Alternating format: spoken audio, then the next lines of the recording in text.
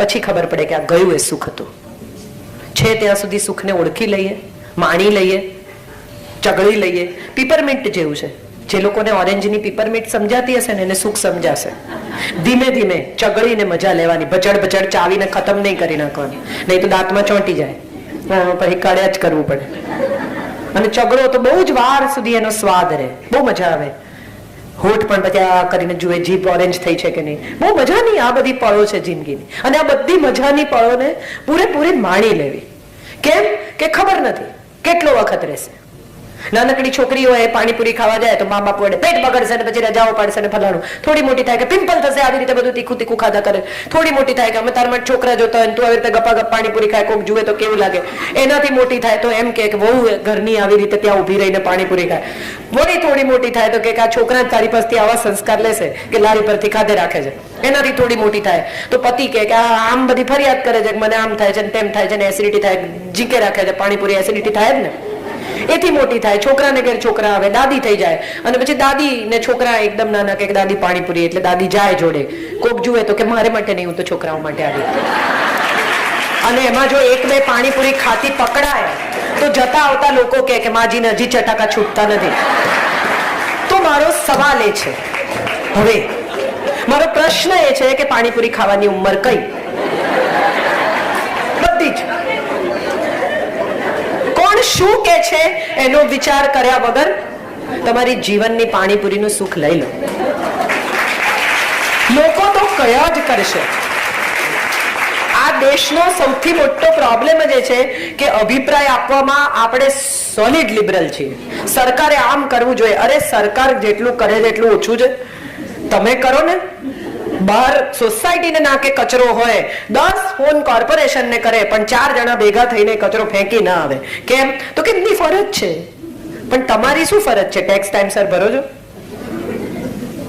આ આપણા બધાનો પ્રશ્ન છે.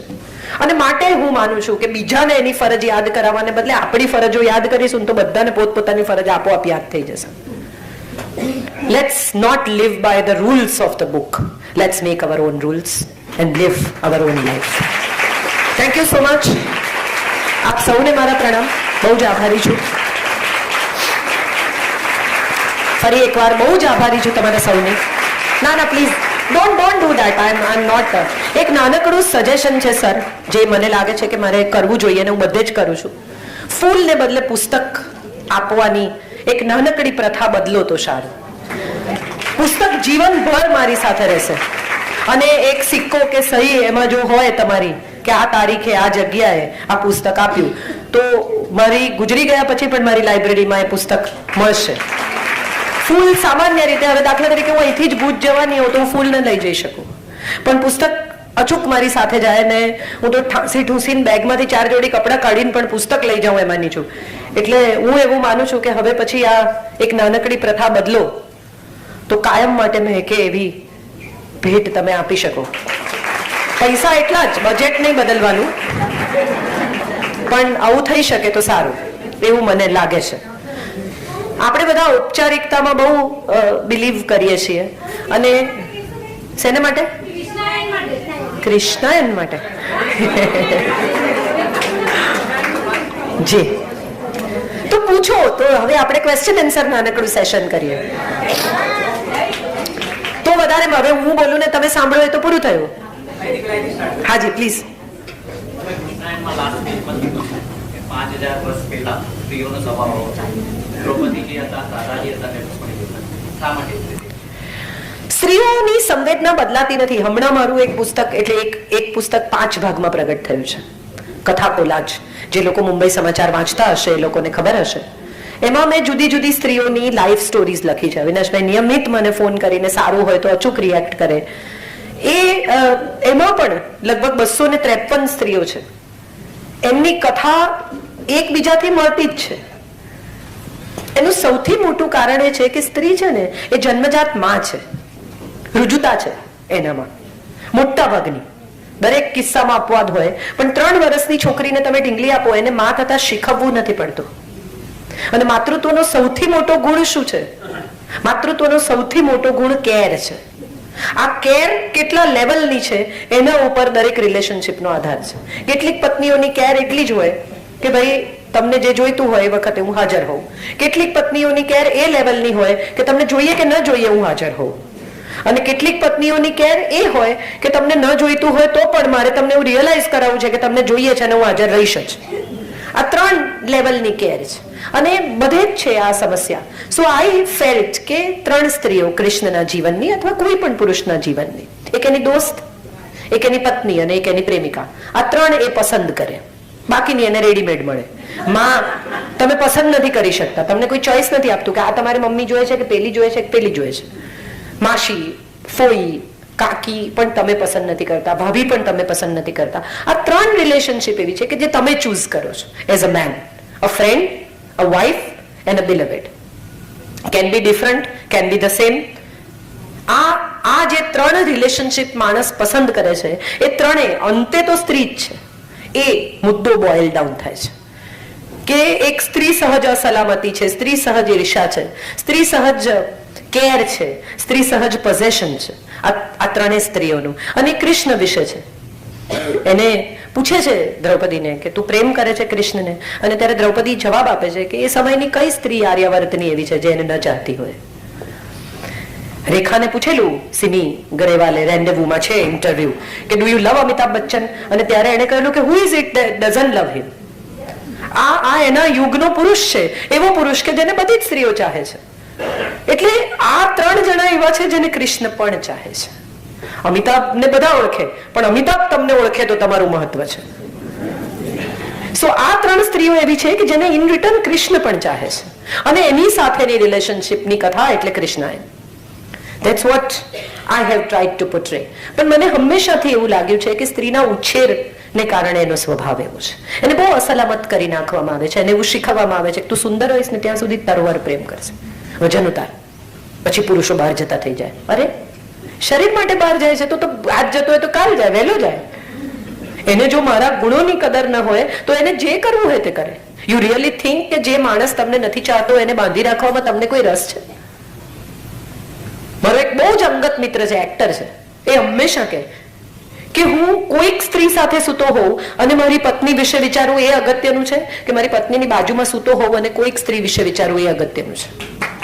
આ તમારે નક્કી કરવાનું છે તમને કયા પ્રકારના પ્રેમની અપેક્ષા છે. જ્યાં હોય ત્યાં તમે એના મનમાં હો, એ કે તમે એના મનમાં ક્યાંય પણ હોય ન જ હો, વિચાર આવે તો કાઢી નાખે. એક માણસ એક બારમાં બેઠો હતો અને દારૂ પીતો હતો. 1 પેગ 2 પેગ, દરેક પેગ પછી એક ફોટો કાઢે ને જુએ, પાછો મૂકે, પાછો પેગ મંગાવે. તો બારમેનને થયું કે આ શું? એટલે એને જઈને કહ્યું કે આ શું તમારે કોઈ ગોડ છે, તમે શું માફી માંગો છો? તો કે ના, અમારી વાઈફનો ફોટો છે, હું ખોલીને જોઉં છું, જ્યારે મને લાગશે કે બહુ જ સુંદર છે અને હું એને બહુ ચાહું છું ત્યારે હું ઘેર જતો રહીશ, કારણ કે પછી એનાથી વધારે દારૂ નહીં પીવાય. એટલે આ જોક આમ જુઓ તો બહુ આપણા બધાની જિંદગીઓ માટે સાચો છે. સ્ત્રી એટલી બધી માલિક થઈ જાય, એટલી બધી ક્લોઝ એન્કાઉન્ટરમાં આવી જાય કે તમને છટકવા સિવાયનો બીજો કોઈ વિચાર જ ના આવે. તમે આમ જુઓ તો તમને રેખાઓ ન દેખાય, તમારે આમ જ જોવી પડે. સો સ્પેસની જરૂરિયાત દરેકને છે, કૃષ્ણને પણ હશે જ એના સમયમાં. એ સ્પેસની કથા, એ દોસ્તીની કથા, એ પોઝેશનની કથા, એ ફરિયાદોની કથા, જે સ્ત્રીઓએ એને માણસની જેમ જોયો અને ઈશ્વરની જેમ ન જોયો એની કથા એટલે કૃષ્ણ. નો એક દરજી હતો, એને સ્વામિનારાયણ ભગવાન માટે એક કોટ સીવ્યો. પછી રાજાએ કોટ જોયો અને એને કહ્યું કે ભાઈ આવો શિવ્યા. ભલે ચોક્કસ શિવી લાવ્યો, રાજાએ પહેર્યો. રાજાએ કહ્યું પેલા જેવો નથી, કઈ વાંધો નહીં, કે બીજો કરી આવો. બીજો કર્યો, ત્રીજો કર્યો, ચોથો કર્યો, 7મો કોટ આવ્યો. પછી રાજાએ કહ્યું કે પેલા જેવો નથી. એટલે છેલ્લે દરજીએ કહ્યું કે જુઓ તમને કહી દઉં સાચું, એના જેવો તો નહીં થાય, કારણ કે એમાં તો હેતના ટેભા છે. એટલે ઘણા લોકો મને એવું કહે છે કે તમે કૃષ્ણાયન પછી એવું કઈ નથી લખ્યું. વાત સાચી છે, કારણ કે એમાં હેતના ટેભા છે. આ કૃષ્ણાયન. પણ હું એવું માનું છું કે સ્ત્રીએ જો ખરેખર મોડર્ન થવું હોય ને તો સૌથી પહેલા ઇમોશનલી ઇન્ડિપેન્ડન્ટ થવું પડશે. ઇકોનોમિકલી થાય કે ન થાય એ પછીની વાત છે. ગેસનો બાટલો જાતે બદલતા શીખી જાઓ, પતિની મેડિક્લેમ પોલિસી ક્યાં મૂકી છે, કઈ છે, કેશલેસ છે કે નહીં, બેંકની સ્લીપ ભરતા શીખો, જીપીએસ જોતા શીખો, ટિકિટો બુક કરાવો. આટલું થાય ને તો હું માનું છું આ દેશની સ્ત્રી ધીરે ધીરે ઇન્ડિપેન્ડન્ટ થશે. કમાતી સ્ત્રી પણ ઇન્કમ ટેક્સ રિટર્ન એને કોઈ પૂછે કે કેટલો ભરે છે તું રિટર્ન, કે તો પૂછીને કહું, સહી કરે પણ ખબર નથી. સો આઈ ફીલ કે independence is not about using or earning money. It is more about taking your own decisions and facing the consequences of it.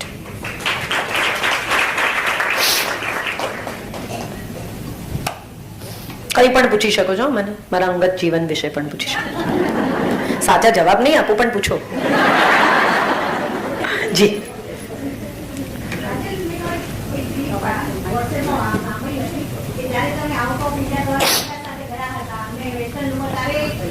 Western look નહીં, સ્વિમસૂટ.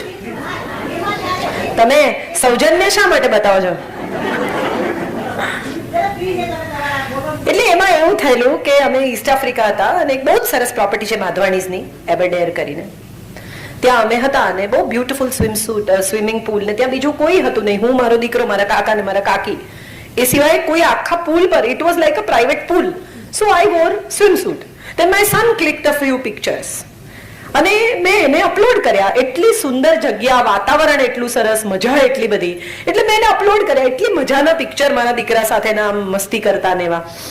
એટલે ગુજરાતી સાહિત્ય અચમચી ગયું અને બધાએ મને મેસેજ લખ્યા કે આવા, એમ કે ગુજરાતી સાહિત્ય લેખક આવા ફોટા અપલોડ કરે ને આ શું છે ને ફલાણું.